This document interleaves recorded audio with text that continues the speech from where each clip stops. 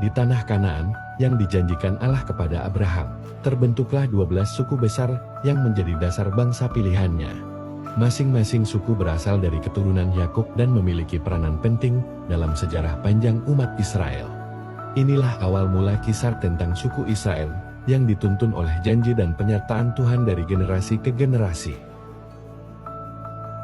Pada mulanya, Yakub memiliki 12 anak laki-laki dari 4 perempuan, dan dari keturunan mereka, terbentuklah 12 suku Israel yang kelak mendiami tanah perjanjian. Anak-anak ini lahir dari Lea, Rahel, Bilha budak Rahel, dan Zilpa budak Lea, yang masing-masing memberikan keturunan bagi Yakub sesuai kehendak dan rencana Allah. Kemudian, saat kelaparan melanda tanah Kanaan, Yakub dan keluarganya pindah ke Mesir, di mana Yusuf putranya telah menjadi penguasa di bawah Firaun. Setelah itu, keturunan Yakub bertambah banyak di Mesir hingga menjadi bangsa yang besar, namun mereka diperbudak oleh penguasa baru yang tidak mengenal Yusuf. Lalu, Allah membangkitkan Musa dari suku Lewi untuk memimpin bangsa Israel keluar dari perbudakan Mesir menuju tanah yang dijanjikan.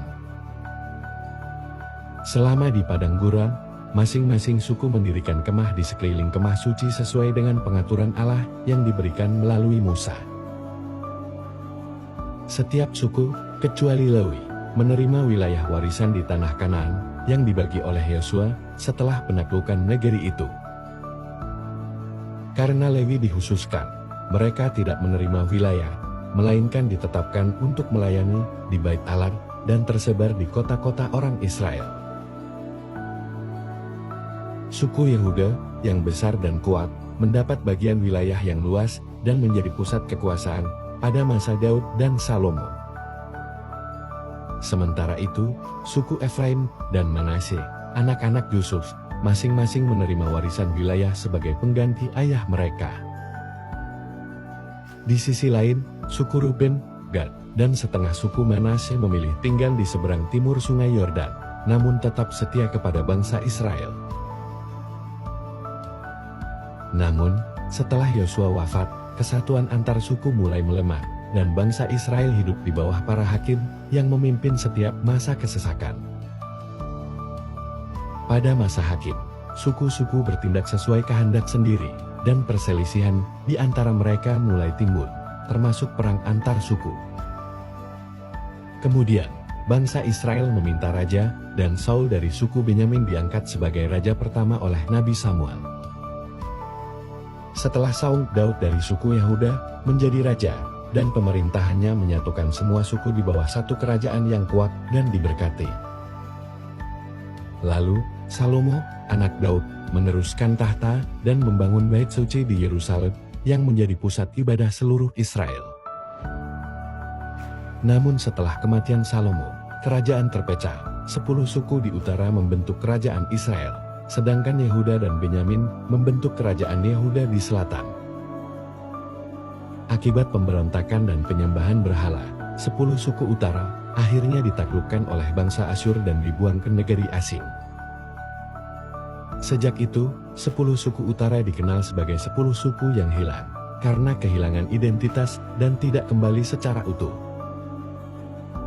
Sementara itu, suku Yehuda dan Benyamin bertahan lebih lama, namun akhirnya juga dibuang ke Babel karena dosa mereka.